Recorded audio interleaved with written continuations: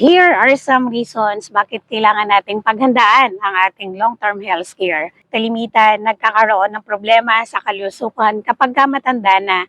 Iba't ibang klase ng sakit ang ating nararamdaman. Marami ang namamatay, hindi dahil walang doktor, walang gamot o walang hospital.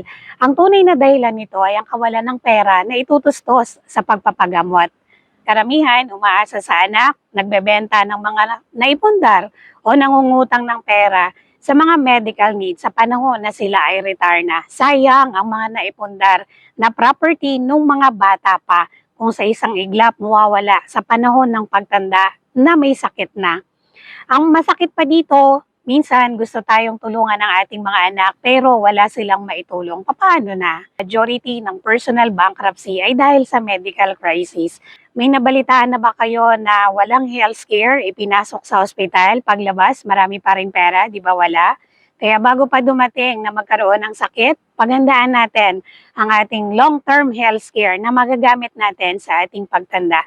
To know more about long-term health care, i-message mo ako sa aking Facebook Messenger account para mabigyan kita ng tamang kaalaman about long-term health care. Follow me for more financial tips.